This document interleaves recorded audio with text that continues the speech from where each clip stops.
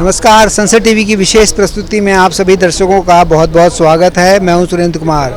आज हमारे साथ उत्तराखंड राज्यसभा से सांसद महेंद्र भट्ट जी मौजूद हैं। महेंद्र जी, संसद टीवी पर बहुत बहुत स्वागत है आपका। बहुत धन्यवाद। पहला सवाल, आपका 1 साल का कार्यकाल पूरा हो रहा है राज्यसभा में, आपने क्या देखा, क्या समझा कि स्टेट के लिए काम करने के लिए संसद की भूमिका को कितना अहम मानते हैं?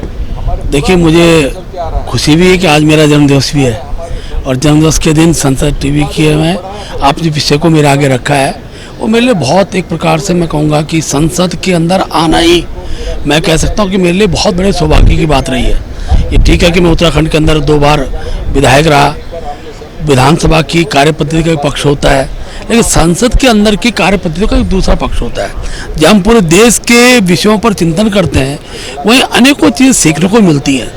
पिछले दिनों जो भी विधेयक संसद के अंदर आए हैं, मैंने प्रयास किया कि अधिकतर विधेयकों में मुझे भी चर्चा में भाग लेने का अवसर मिला है। शून्यकाल के अंदर उत्तराखंड राज्य की अनेकों ऐसे बिंदु थे जिन बिंदुओं को मैंने छूने का प्रयास किया और मुझे ये बताते खुशी माननीय मंत्रीगणों द्वारा भी मुझे जो विषय मैंने उठाए उनके सकारात्मक उत्तर मुझे प्राप्त हुए हैं।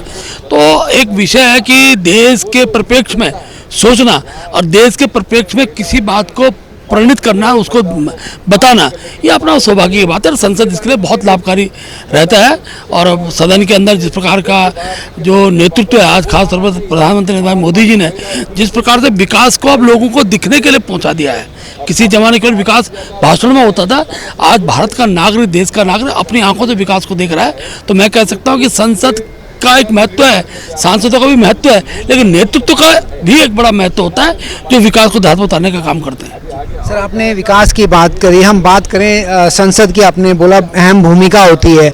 बतौर लोकसभा सांसद एक क्षेत्र निर्धारित होता है जिसमें एक सांसद को काम करना होता है, लेकिन राज्यसभा सांसद की भूमिका का विस्तार हो जाता है, उसका पूरा राज्य उसका क्षेत्र होता है। ऐसे में आपकी प्राथमिकता क्या रहती है? कौन से क्षेत्र, कौन से विषय आपके लिए बहुत इंपॉर्टेंट है? देखिए, पहले तो मैं बता दूं कि मैं उत्तराखंड भारतीय जनता पार्टी के अध्यक्ष के नाते भी मेरा दायित्व है। अभी दूसरी बार कार्यकाल मुझे मिला है, 3 वर्ष के बाद दोबारा कार्यकाल मिला है। मैंने नेतृत्व का आभार व्यक्त किया। तो जब प्रदेश का विषय होता है तो मैं पूरे प्रदेश से टच में हूँ।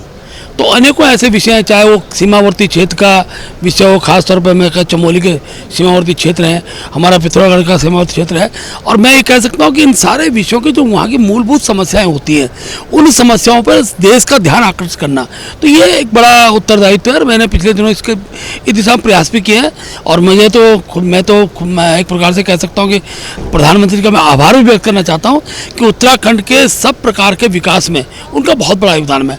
अभी शीतकालीन यात्रा के लिए गंगोत्री धाम में द्वारा पहुंचे, उसका जो सीमांत क्षेत्र की यात्रा के लिए आप धारचूला तक गए, आदि कैलाश के शिखर तक पहुंचे।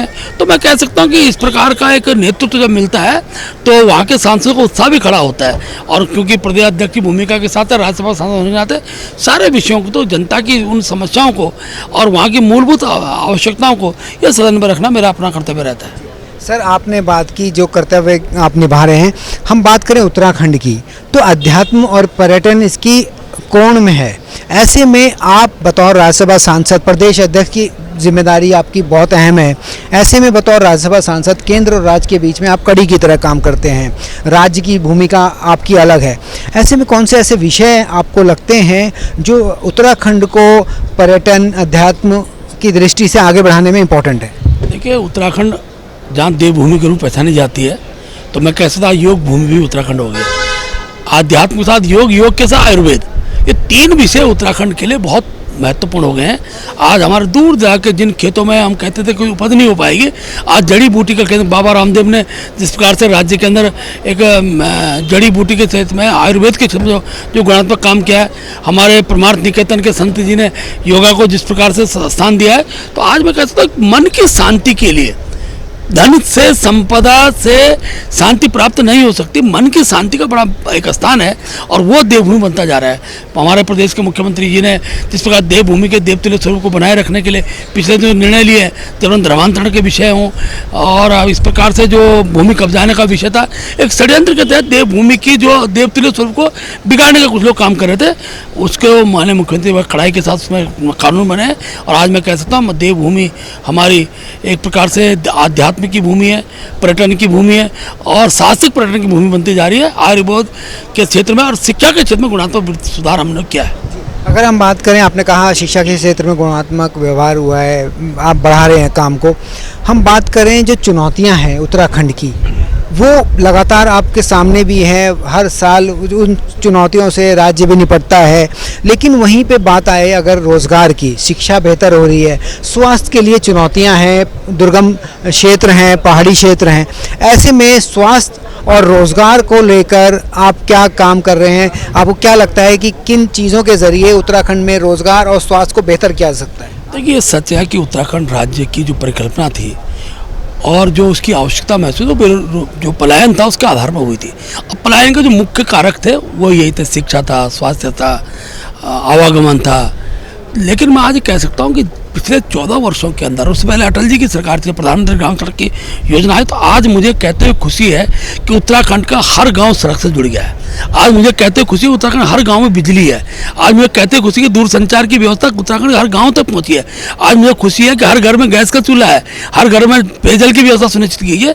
अब धीरे धीरे पलायन कम हो रहा है और बड़ी संख्या में, जब कोरोना समय आया था, बड़ी संख्या में अच्छे पढ़े लिखे उद्यमी उत्तराखंड की ओर आए हैं और आज उत्तराखंड के अंदर पलायन की स्थिति पर गंभीरता रोकने का प्रयास किया है।